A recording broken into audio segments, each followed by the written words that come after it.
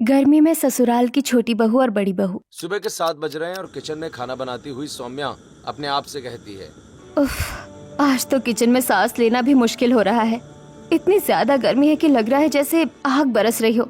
तभी रसोई के दरवाजे पर माला आती है और सौम्या से कहती है, सौम्या बेटा, नाश्ता और खाना तैयार हो गया कि नहीं? जल्दी से टेबल पर लगा दे, सबको भूख लग रही होगी। हाँ माँ जी, बस सब कुछ तैयार ही है। आप बस 5 मिनट रुकिए, मैं सब कुछ डाइनिंग टेबल पर लगा देती हूँ। माला चली जाती है और सौम्या फिर से काम में जुट जाती है। तभी उसकी दोनों बेटियां सुमन और किरण स्कूल की यूनिफॉर्म पहनकर दौड़ती हुई किचन में आती हैं और कहती हैं, माँ, आज आपने हमारे टिफिन के लिए सैंडविच बनाया है ना? कल आपने वादा किया था कि आज सैंडविच ही देंगी। ओह माँ, मुझे और दीदी को स्कूल में सैंडविच ही ले जाना है। जल्दी से पैक कर दीजिए वरना बस छूट जाएगी। हाँ मेरे बच्चों, मैंने तुम दोनों के लिए सैंडविच बना दिया है और बैग में भी रख दिए हैं। अब तुम लोग बाहर बैठो, मैं नाश्ता ला रही हूँ। सुमन और किरण खुशी खुशी बाहर चली जाती हैं। थोड़ी देर के बाद सौम्या सभी के लिए नाश्ता लगा देती है। देवर जी, आपके लिए एकदम गरम गरम आलू के पराठे। थैंक यू सो मच भाभी, आप मेरी पसंद का कितना ख्याल रखती हो। और बेटा, मेरे लिए तुमने ओट्स बना दिए है ना? डॉक्टर ने मुझे हल्का नाश्ता करने को कहा है। हाँ पिताजी, आपके लिए मैंने बिना चीनी और बहुत सारी सब्जियों वाले ओट्स बनाए हैं। ये लीजिए आपका नाश्ता। सौम्या एक एक करके सबको खाना परोसना शुरू करती है। वो पहले महेंद्र को देती है, फिर राजेश को और फिर राकेश को और फिर अपनी सास और दोनों बेटियों को। सभी नाश्ता करने लगते हैं। नाश्ता करके राजेश कहता है, अरे सौम्या, मेरी काली वाली घड़ी नहीं मिल रही है, जरा ढूंढ दो। मुझे पता था राजेश कि आपको सामने रखी चीजें भी नहीं दिखेंगी। मैंने वो घड़ी पहले ही ढूंढकर ड्रेसिंग टेबल पर रख दी है। नाश्ता खत्म होने के बाद सबके सब अपने अपने काम पर चले जाते हैं। सौम्या ढेर सारे कपड़े धोती है, फिर उन्हें लेकर वो छत पर फैलाने के लिए जाती है। तभी बगल वाली छत पर रीना और मीना भी कपड़े फैलाते नजर आती हैं। सौम्या उन्हें हंस हंस कर काम करते देखकर कहती है, अरे रीना और मीना, क्या बात है भाई?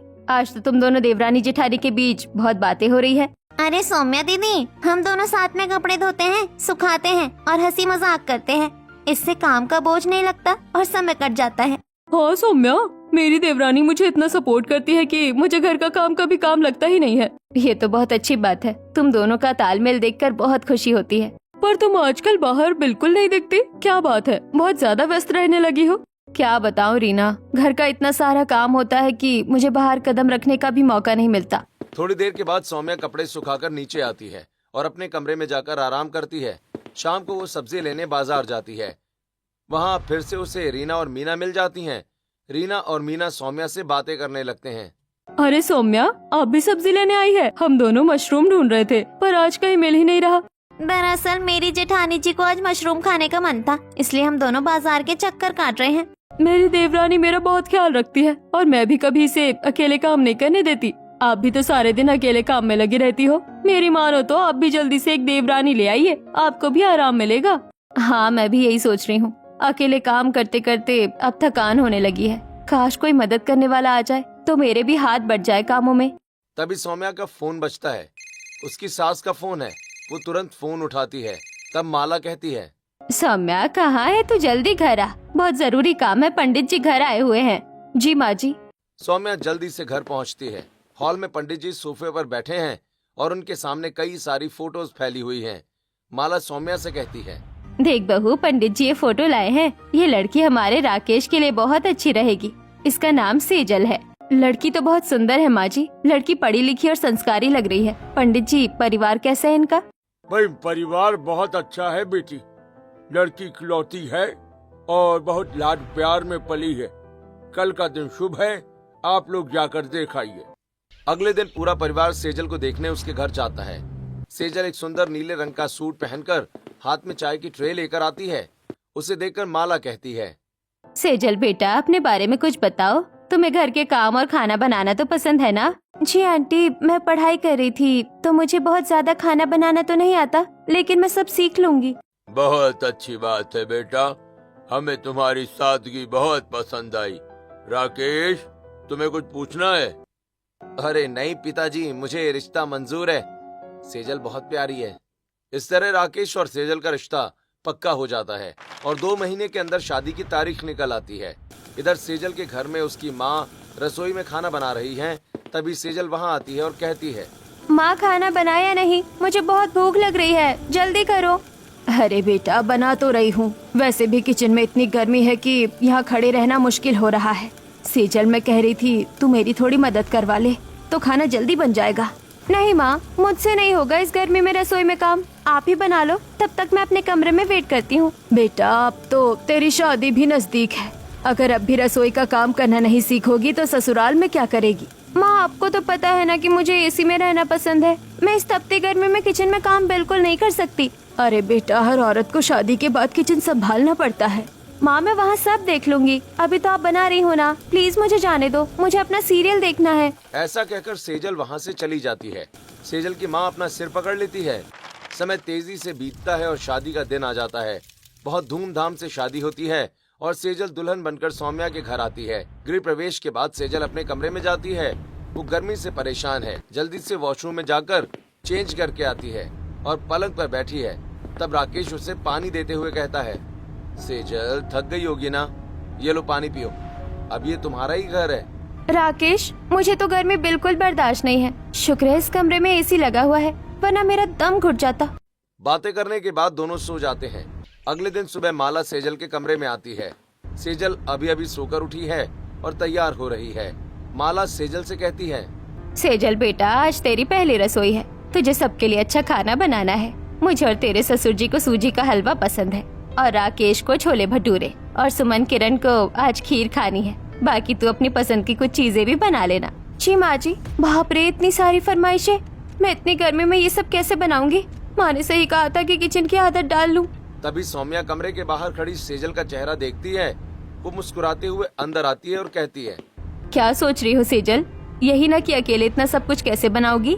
कोई बात नहीं, घबराओ मत, मैं हूँ ना, चलो हम दोनों मिलकर किचन में कमाल करेंगे। थैंक गॉड जेठानी जी, आपने मेरा दिल जीत लिया। मुझे तो लग रहा था कि आज मेरा बुरा हाल होने वाला है। सेजल बेटा तेरी जेठानी बहुत अच्छी है, उसे सबका ख्याल रहता है।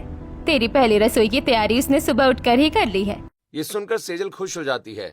दोनों किचन में जाती हैं। सौम्या सेजल को सब्जी काटने के लिए कहती है, लेकिन सेजल को चाकू पकड़ना भी ठीक से नहीं आता।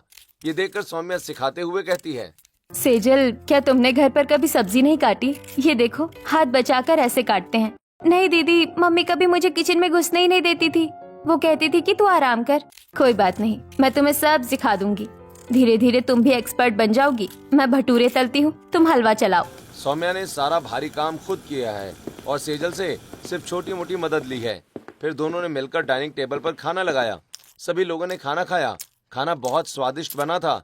महेंद्र बोला, वाह सेजल बेटा वाह, पहले ही दिन तुमने हमारा दिल जीत लिया, खाना बहुत बढ़िया बना है।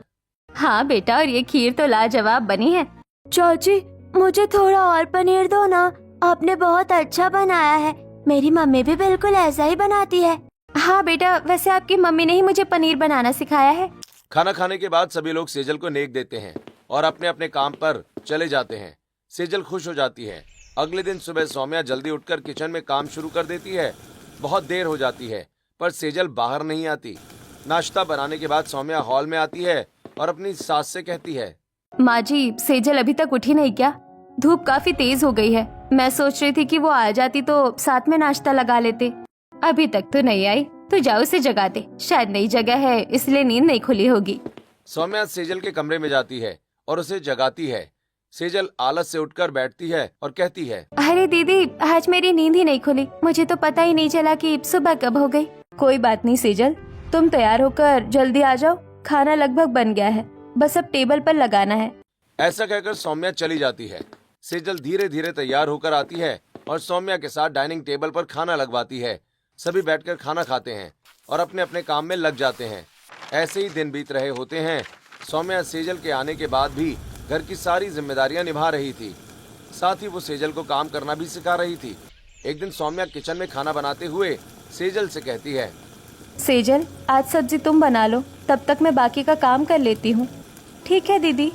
अब सेजल सब्जी बनाती है। फिर दोनों बहुएं मिलकर सभी को खाना लगाती हैं। खाना खाकर महेंद्र कहता है, सौम्या बेटा आज सब्जी में नमक थोड़ा कम है क्या? नहीं पिताजी, आज सब्जी सेजल ने बनाई है, शायद उसे अंदाजा नहीं रहा होगा, मैं अभी ठीक कर देती हूँ। सेजल बेटा कोई बात नहीं, कल से तू ध्यान रखना, सौम्या तुझे सब बता देगी। समय बीतने लगता है। सौम्या घर का सारा काम खुद करती है और सेजल सिर्फ नाम के लिए किचन में आती है। एक दिन माला सेजल से कहती है, सेजल बेटा, आज तुम पूरा खाना बनाकर खिलाओ, सौम्या को थोड़ा आराम करने दो। फिर से वही मुसीबत, अब मैं क्या बहाना बनाऊं? दीदी तो बैठी रहेगी और मैं किचन में जलती रहूंगी।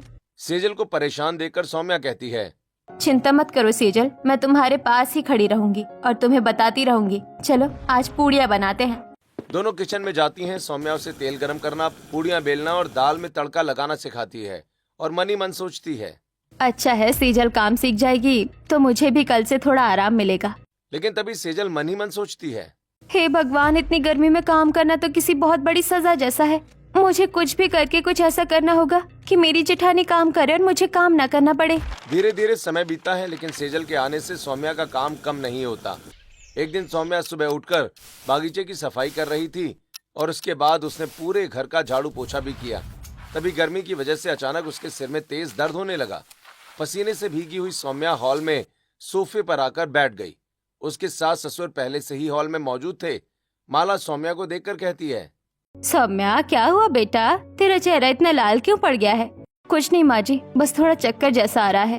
धूप में बगीचा साफ किया ना, शायद उसी की वजह से सिर में बहुत तेज दर्द हो रहा है। अरे बेटा, तू तो पसीने से लथपथ है। चल तू जाकर अभी पंखे के नीचे लेट जा, तू वैसे इतना काम करती है, आज आराम कर, किचन आज सेजल संभाल लेगी। माला की बात सुनकर सौम्या अपने कमरे में चली जाती है। तभी सेजल उठकर बाहर हॉल में आती है तो माला उससे कहती है, सेजल देख, सौम्या की तबीयत ठीक नहीं है, उसे बहुत तेज सिर दर्द है। आज का सारा खाना तुझे ही बनाना होगा। क्या सारा खाना मुझे अकेले बनाना पड़ेगा? माँ जी किचन में तो बहुत गर्मी है, मैं कैसे कर पाऊंगी? सेजल, सौम्या रोज इसी गर्मी में काम करती है, आज उसकी तबीयत खराब है तो क्या घर के लोग भूखे रहेंगे? जाओ जाकर खाना बना। सेजल पैर पटकते हुए किचन में जाती है। रसोई का तापमान देखते ही उसकी हालत खराब होने लगती है। वो मन ही मन अपनी जेठानी को कोसने लगती है। हे भगवान, ये दाल सब्जी रोटी सब कुछ मुझे अकेले बनाना पड़ेगा। ये दीदी भी आज ही बीमार पड़ी है। अब समझ आया मम्मी क्यों कहती थी कि काम सीख ले। सेजल जैसे तैसे पसीने में भीगते हुए खाना बनाती है और डाइनिंग टेबल पर खाना लगा देती है। सभी लोग खाना खाने के लिए डाइनिंग टेबल पर बैठ जाते हैं। तब माला के आवाज देने पर सौम्या भी खाना खाने के लिए डाइनिंग टेबल पर आती है। सभी लोग खाना खाना शुरू करते हैं। खाना खाकर महेंद्र कहता है, अरे वाह सेजल बेटा, तुमने तो बहुत अच्छा खाना बनाया है। सौम्या ने तुम्हें वाकई में अच्छा सिखा दिया है। हाँ, सेजल ने साबित कर दिया कि वो भी घर संभाल सकती है। बेटा सेजल, अब से तुम रोज खाना बना लिया करो और सौम्या ऊपर के भारी काम कर लेगी। इससे दोनों का बोझ कम होगा। वैसे सौम्या, तुमने सेजल को काफी अच्छी ट्रेनिंग दी है, खाना अच्छा बना है। हाँ सेजल, भैया सही कह रहे हैं, भाभी ने तुम्हें सब कुछ सिखा दिया। आज तो तुम मेरे टिफिन में 2 रोटियां ज्यादा ही रखना। चाची, हम दोनों के लिए भी आप रोज टिफिन में अच्छा अच्छा खाना बनाना। क्या रोज खाना बनाना? नहीं नहीं, ये तो मेरे लिए सजा जैसा है। मुझे कुछ तो ऐसा करना पड़ेगा कि सब कहे कि सेजल से काम नहीं होगा। अगले दिन सुबह सेजल अपना सिर पकड़कर हॉल में आती है और अपनी सास से कहती है, आह माँ जी, मेरा सिर फटा जा रहा है। मुझे लगता है कल की गर्मी की वजह से मुझे भी लू लग गई है। हाँ बेटा, गर्मी बहुत है, हो सकता है तुझे लू लग गई हो। अपने कमरे में जाकर आराम कर ले। तभी सौम्या वहाँ आती है और ये सब सुनकर कहती है, अरे सेजल, क्या हुआ? तुम्हारे सर में दर्द है, तुम जाकर आराम करो, मैं देख लूंगी सब। सेजल अपना सिर पकड़कर अपने कमरे में जाकर लेट जाती है और सौम्या किचन में जाकर खाना बनाने लगती है। खाना बनाते हुए सौम्या मन ही मन सोचती है, बेचारी सेजल के सर में दर्द है, ऐसा करती हूँ कि उसे थोड़ा फ्रूट जूस दे देती हूँ, उसे अच्छा लगेगा। यही सोचकर सौम्या फ्रूट जूस बनाती है और उसे लेकर सेजल के कमरे में जाती है तो देखती है कि सेजल तेज आवाज में मोबाइल पर गाने सुन रही है। ये देखकर सौम्या कहती है, सेजल, तुम्हारा तो सिर दुख रहा था, फिर ये इतना तेज गाना क्यों चल रहा है? वो दीदी, मैंने बाम लगा लिया था ना तो थोड़ा ठीक लगा। म्यूजिक से मेरा मन बहल जाता है। अच्छा ठीक है, ये जूस पी लो और आराम करो। ऐसा कहकर सौम्या सेजल को जूस दे देती है और चली जाती है। अगले दिन सौम्या माला से कहती है, माँ जी चलिए मॉल चलते हैं, घर का काफी सारा सामान लाना है। हाँ बेटा, वैसे सेजल को भी ले लेती। सेजल बता रही थी राकेश का फोन आया था कि वो थोड़ा जल्दी आएगा, इसीलिए उसे रहने देते हैं। ठीक है बहू, चलो हम दोनों चलते हैं, शॉपिंग भी हो जाएगी और थोड़ा बाहर की हवा भी लग जाएगी। सौम्या और माला दोनों मॉल जाते हैं और वहां से सौम्या अलग अलग तरह के मसाले, दाल, तेल और घर की बाकी चीजें खरीदती है। तभी राकेश का फोन माला के पास आता है। वो माला से कहता है, माँ आप जल्दी घर आ जाओ, सेजल के हाथों में बहुत दर्द हो रहा है और आते आते दर्द की दवा भी लेते आना। क्या सेजल के हाथ में बहुत दर्द है? पर अभी तो वो ठीक थी। ठीक है, हम अभी सामान लेकर वापस आते हैं। माला फोन रखकर सौम्या को सारी बातें बताती है। माला और सौम्या दोनों सेजल के लिए दर्द की दवा लेती हैं और घर के लिए निकल जाती हैं। सौम्या और माला घर पहुंचती हैं तो देखती हैं कि सेजल अपना दाहिना हाथ पकड़कर बैठी है। वो माला से कहती है, माँ जी पता नहीं अचानक क्या हुआ, मेरा ये सीधा हाथ बिल्कुल नहीं उठ रहा, बहुत तेज खिंचाव हो रहा है। कोई बात नहीं सेजल, ये लो दवा, इसे खा लो, आराम करो, मैं खाना बना लेती हूँ। चाची मैं दवाई खाने के लिए पानी लेकर आती हूँ। नहीं किरण, पानी मेरे कमरे में रखा है, मैं खा लूंगी। हाँ बहू, तुम अपने कमरे में जाकर आराम करो, आज सारा काम सौम्या बहू देख लेगी। हमारी सौम्या बहू तो हमेशा से ही सब कुछ संभालती आई है, इस घर की जिम्मेदारी उसी पर तो है। जाओ बेटा तुम कमरे में जाओ, और राकेश तू भी जाओ, उसका ख्याल रख। और सौम्या तुम जल्दी से खाना बना लो, बहुत भूख लग रही है। अब सेजल अपने कमरे में चली जाती है और सौम्या रसोई में जाकर खाना बनाने लगती है और सभी के लिए डाइनिंग टेबल पर खाना परोसती है। सेजल भी खाना खाने बैठती है। तभी पनीर के कटोरे को देखकर सेजल उसे दाहिने हाथ से उठाते हुए कहती है, भाभी पनीर से बहुत अच्छी खुशबू आ रही है, लगता है आपने बहुत ही टेस्टी पनीर की सब्जी बनाई है। ऐसा कहकर सेजल अपनी प्लेट में सब्जी निकालने लगती है। तब सौम्या हैरान होकर सेजल से कहती है, अरे सेजल, तुम्हारे ये हाथ तो अभी उठ ही नहीं रहा था, इतनी जल्दी ठीक कैसे हो गया? वो दीदी, वो आपने जो दवा दी थी ना, उसका असर है। सौम्या को अब शक होने लगा था कि सेजल जानबूझकर बहाने बना रही है। सभी लोग खाना खा लेते हैं और अपने कमरे में जाकर आराम करते हैं। अगले दिन शाम को सुमन और किरण सौम्या के पास आती हैं और कहती हैं, माँ कल हमारा स्कूल में टेस्ट है, प्लीज हमें थोड़ा पढ़ा दीजिए, हमें कुछ समझ नहीं आ रहा। हाँ सौम्या, बच्चों की पढ़ाई बड़ी जरूरी है, तुम इन्हें पढ़ाओ और आज सेजल खाना देख लेगी। हाँ बेटा सेजल, तू आज खाना बना ले और ससुर जी के लिए खीर जरूर बनाना, उनका बहुत मन है। खीर? इस गर्मी में घंटों दूध उबालना पड़ेगा, अब क्या करूँ? अब सेजल किचन में जाती है, खाना बनाना शुरू करती है। वो आटा गूंथ रही होती है कि तभी सौम्या बच्चों को पढ़ाने के बाद किचन में आती है और कहती है, लाओ सेजल, मैं रोटियां बेल देती हूँ, तुम बस सेक लो, जल्दी काम खत्म हो जाएगा। ठीक है दीदी। जैसे ही सौम्या रोटी बेलकर तवे पर डालती है, सेजल जानबूझकर अपनी उंगली तवे के पास ले जाती है और जोर से चिल्लाती है, मेरी उंगली जल गई, बहुत जोर से जलन हो रही है, अब मुझसे काम नहीं होगा। अरे सेजल, ध्यान से काम करना चाहिए, ऐसा करो तुम जाकर बर्फ लगाओ, मैं कर लूंगी। सेजल फ्रिज से बर्फ निकालकर उंगली पर लगाते हुए बाहर चली जाती है और सौम्या रोटियां बनाने लगती है। थोड़ी देर के बाद महेंद्र बाहर से लौटता है और अपने साथ 2 लट्टू लेकर आता है। वो किरण और सुमन को लट्टू देते हुए कहता है, सुमन, किरण, देखो दादाजी तुम्हारे लिए क्या लाए हैं, चलो आओ लट्टू नचाते हैं। बच्चे लट्टू नचाने लगते हैं। तभी सेजल अपने कमरे से बाहर आती है और दोनों को लट्टू नचाता देखकर कहती है, अरे वाह लड्डू, देखो मैं इस लड्डू को अपनी उंगली पर नचा सकती हूँ। क्या चाची आप सच कह रही है, आप लड्डू को उंगली पर नचा सकती है? चाची हमें नचा कर दिखाओ ना, एक उंगली पर लड्डू। सेजल उसी उंगली पर लट्टू नचाने लगती है जिसे उसने अभी अभी जला हुआ बताया था।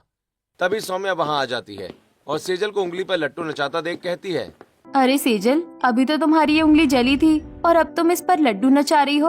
अरे दीदी, मैंने बर्फ लगा लिया था ना तो ठीक हो गई। अच्छा, तो उंगली लड्डू नचाने के लिए ठीक है पर रोटी सेकने के लिए जली हुई है। इसका मतलब है कि मेरा शक सही है और सेजल जानबूझकर काम से बचने के लिए ये नाटक करती है। अब बहुत हुआ, इसे सबक सिखाना ही पड़ेगा। अगले दिन सुबह सौम्या सेजल के कमरे में आकर उससे कहती है, सेजल मैं घर की साफ सफाई करने जा रही हूँ, तुम किचन में जाकर खाना बना लो। दीदी मेरी तबीयत थोड़ी ठीक नहीं लग रही है, क्या मैं आज आराम कर लूँ? नहीं सेजल, तबीयत ठीक हो या ना हो, आज खाना तुम्हें ही बनाना पड़ेगा, मुझे बहुत काम है। सेजल गुस्से में किचन में जाती है और खाना बनाते हुए सोचती है, अगर खाना अच्छा बनेगा तो सब रोज मुझसे ही खाना बनवाएंगे, क्यों ना खाना ही बिगाड़ दिया जाए। यही सोचकर वो सब्जी में मुट्ठी भर लाल मिर्च डाल देती है। जब सब खाना खाने बैठते हैं तो महेंद्र का चेहरा सब्जी खाकर लाल हो जाता है। वो कहता है, ओफो सेजल, ये क्या बनाया है, सब्जी में इतनी मिर्च? सॉरी पापा जी, मुझे अंदाजा नहीं रहा। कोई बात नहीं पिताजी, मैं अभी इसमें मलाई और दही का तड़का लगा देती हूँ, मिर्च कम हो जाएगी। सौम्या सब्जी को रसोई में ले जाती है, उसमें मलाई डालती है और दही का तड़का लगा देती है, फिर वापस ले आती है और सभी लोग खाना खा लेते हैं। अगले दिन सेजल ने कपड़े धोते समय जानबूझकर सफेद कपड़ों पर रंगीन कपड़े डाल दिए और उन पर दाग छोड़ दिए। फिर तब राकेश ने पहनने के लिए शर्ट निकाली तो कपड़ों पर लगे कलर को देखकर गुस्सा होते हुए बोला, सेजल, ये मेरी ऑफिस की शर्ट का क्या हाल कर दिया, इस पर नीले दाग लग गए हैं। क्या करूं राकेश, मुझे कपड़े धोना नहीं आता। आवाज सुनकर सौम्या कमरे में आती है और राकेश से कहती है, कोई बात नहीं राकेश, तुम मुझे दे दो, मैं इसे फिर से साफ कर दूंगी। ऐसा कहकर सौम्या शर्ट को बाथरूम में ले जाकर उसे फिर से धोकर फैला देती है। अगले दिन सुबह माला सेजल को अपनी साड़ी देते हुए कहती है, सेजल बेटा, जरा मेरी साड़ी प्रेस कर दो, मुझे कहीं जाना है। ऐसा कहकर माला वहां से चली जाती है।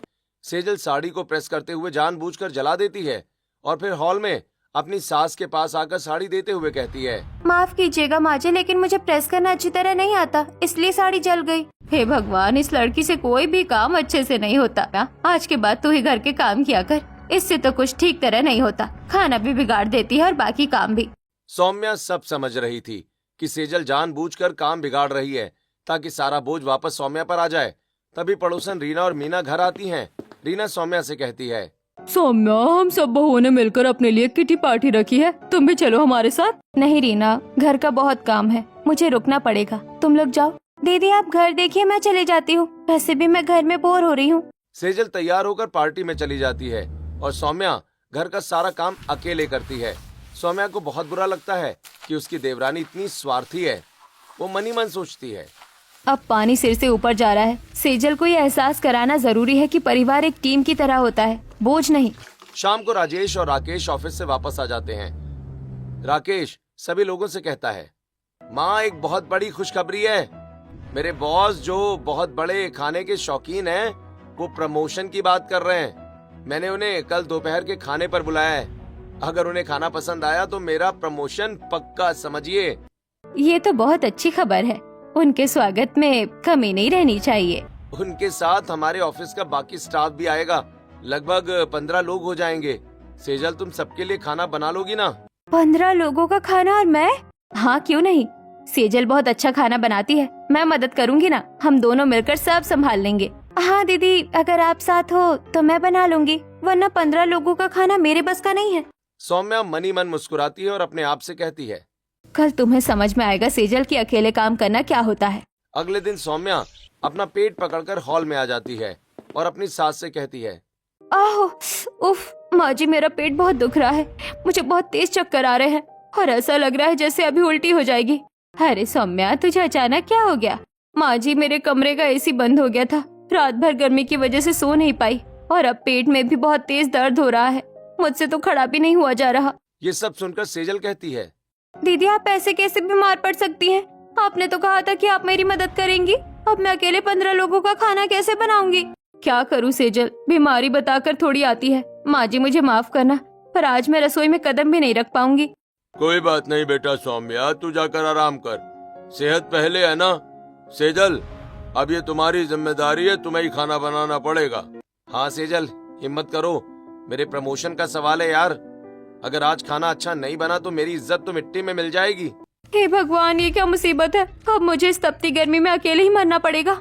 सेजल भारी मन से रसोई में जाती है। सौम्या चुपके से अपने कमरे में जाकर लेट जाती है। इधर किचन में सेजल खाना बनाना शुरू करती है। तभी सुमन और किरण वहाँ आती हैं और कहती हैं, चाची, माँ ने कहा है कि मेहमानों के आने से पहले आप हमारे लिए गर्मा गर्म वेजिटेबल सूप बना दे, हमें बहुत भूख लगी है। बेटा, अभी मुझे इतना सारा खाना बनाना है, सूप बाद में बना दूंगी ना। नहीं चाची, माँ ने कहा था कि आप बहुत अच्छा सूप बनाती हैं, प्लीज बना दीजिए। सेजल चिढ़ते हुए उन दोनों को सूप बनाकर दे देती है। दोनों सूप लेकर वहाँ से चली जाती हैं। तभी सौम्या पेट पकड़कर किचन में आती है और कहती है, सेजल, छोटे बर्तनों में खाना नहीं बनेगा, जाओ स्टोर रूम से वो बड़े भगोने निकाल लाओ और उन्हें अच्छे से मांज लेना। क्या, वो भारी बर्तन? दीदी मेरी कमर टूट जाएगी। अरे तुम तो जवान हो सेजल, थोड़ी मेहनत करोगी तो हाथ पैर खुल जाएंगे। चलो जल्दी करो, समय कम है और काम ज्यादा। मेरे पेट में दर्द है, वरना मैं भी कुछ काम कर लेती। ऐसा कहकर सौम्या वापस अपने कमरे में चली जाती है और सेजल स्टोर रूम से बड़े बर्तन घसीटते हुए लाती है और उन्हें साफ करती है। उसका बुरा हाल हो चुका है। वो सब्जियां काटने बैठती है तो उसे एहसास होता है कि 15 लोगों के लिए सब्जी काटना कितना थका देने वाला काम है। वो बार बार पानी पीने के लिए बैठ जाती है और कहती है, मैं तो गिर ही जाऊंगी, इतनी गर्मी और इतना सारा काम। जेठानी जी कैसे ये सब रोज अकेले कर लेती थी, मैंने तो कभी उनकी मदद भी नहीं की। तभी किचन में माला आती है और कहती है, सेजल जल्दी हाथ चलाओ बेटा, मेहमान आने ही वाले होंगे। ये क्या, अभी तक सिर्फ सब्जियां ही कटी है? माँ जी मैं पूरी कोशिश कर रही हूँ, पर बहुत गर्मी लग रही है। माला सेजल को समझाकर वहाँ से चली जाती है और सेजल फिर से काम में लग जाती है। थोड़ी देर बाद राकेश किचन में आता है और कहता है, सेजल क्या हुआ, खाना तैयार है? बॉस का फोन आया था, वो बस पहुँचने ही वाले हैं। मेरी इज्जत का सवाल है यार, प्लीज कुछ गड़बड़ मत करना। हाँ मैं बस कर ही रही हूँ। राकेश किचन से चला जाता है। सेजल डर के मारे जल्दी जल्दी हाथ चलाने लगती है। तभी सौम्या रसोई के चक्कर काटते हुए आती है। तब सेजल कहती है, दीदी आप आ गई, शुक्र है, मेरी थोड़ी मदद करा दीजिए। नहीं नहीं सेजल, मैं तो बस यहाँ अचार लेने आई थी, मुझे कुछ खट्टा खाने का मन कर रहा है। तुम करो करो, बहुत अच्छा कर रही हो। सौम्या अचार लेकर मुस्कुराते हुए चली जाती है। सेजल फिर से काम में लग जाती है। वो जल्दी जल्दी बड़े बड़े बर्तनों में सब्जी, दाल, चावल, खीर और हलवा बनाती है। अब वो सब्जी का भारी भगोना चूल्हे से नीचे उतारने की कोशिश करती है, तभी उसका हाथ फिसल जाता है और पूरी सब्जी फर्श पर बिखर जाती है। सेजल ये देखकर वहीं बैठकर जोर जोर से रोने लगती है। हाय मेरी किस्मत ही खराब है, अब मैं क्या करूँगी, सब खत्म हो गया। रोने की आवाज सुनकर पूरा परिवार रसोई में इकट्ठा हो जाता है। सौम्या भी दौड़ कर आती है। क्या हुआ सेजल, तुम रो क्यों रही हो? दीदी मुझसे बहुत बड़ी गलती हो गई, सारी सब्जी गिर गई। मैंने आपको हमेशा काम में अकेला छोड़ा, आज मुझे समझ आया कि अकेले काम करना कितना मुश्किल होता है। मुझे माफ कर दीजिए। अब समझ में आया सेजल कि किसी को अकेला छोड़ देने से क्या होता है। अरे दीदी आपकी आवाज तो बिल्कुल ठीक लग रही है और आप सीधी खड़ी भी है। हाँ सेजल, मुझे कुछ नहीं हुआ था, मैं बस तुम्हें ये एहसास कराना चाहती थी कि घर सबका होता है और काम भी मिलकर ही करना चाहिए। तुम जो बहाने बनाती थी वो मैं सब जानती थी। आप सही कह रही है दीदी, मैं बहुत स्वार्थी हो गई थी, मुझे अपनी गलती का एहसास हो गया है। कोई बात नहीं, अब रोना बंद करो, अभी भी समय है। तुम जल्दी से रायता और सलाद तैयार करो, मैं दोबारा सब्जी बना देती हूँ। ये सब देखकर घर के सभी लोग बहुत खुश हो जाते हैं। दोनों देवरानी जेठानी मिलकर किचन में फैली हुई सब्जी को साफ करती हैं, फिर बिजली की रफ्तार से काम शुरू करती हैं। सौम्या की फुर्ती और सेजल का नया उत्साह मिलकर जादू कर देते हैं। 1 घंटे में खाना फिर से तैयार हो जाता है। तभी बॉस अपने स्टाफ के साथ घर पहुंच जाते हैं। दोनों बहुएं सभी के लिए खाना परोसती हैं। सब लोग खाना खाते हैं। खाना खाने के बाद सभी हॉल में बैठे हैं। तब बॉस राकेश से कहते हैं, वेल राकेश, तुम्हारी पत्नी ने तो कमाल कर दिया यार, ऐसा खाना मैंने आज तक सच में कभी नहीं खाया। ये लो तुम्हारा प्रमोशन लेटर, तुम इसके हकदार हो। Thank you so much sir, ये सब इन दोनों की मेहनत का नतीजा है। मेहमानों के जाने के बाद पूरा परिवार हॉल में बैठा होता है। सब बहुत खुश हैं। भाई आज मुझे अपनी दोनों बहुओं पर बहुत गर्व है। तुम दोनों ने मिलकर घर की इज्जत बचा ली। पिताजी, अब जब राकेश का प्रमोशन हो गया है तो कल से हम एक काम वाली भी रख लेंगे ताकि घर का काम और आसान हो जाए। बिल्कुल सही कहा। और अब से घर में कोई बहानेबाजी नहीं चलेगी, सब मिलकर प्यार से रहेंगे। दीदी, कल से मैं आपके साथ हर काम में हाथ बटाऊंगी बिना किसी बहाने के। मुझे पता है सेजल, अब हम सिर्फ देवरानी जेठानी नहीं, सगी बहनों की तरह रहेंगे। अगले दिन से घर में एक नई सुबह होती है। मेड काम पर आ जाती है और सौम्या और सेजल मिलकर घर की जिम्मेदारियां हंसते हंसते निभाती हैं। घर में अब गर्मी तो है, पर रिश्तों में वही पुरानी ठंडक और प्यार वापस आ गया है।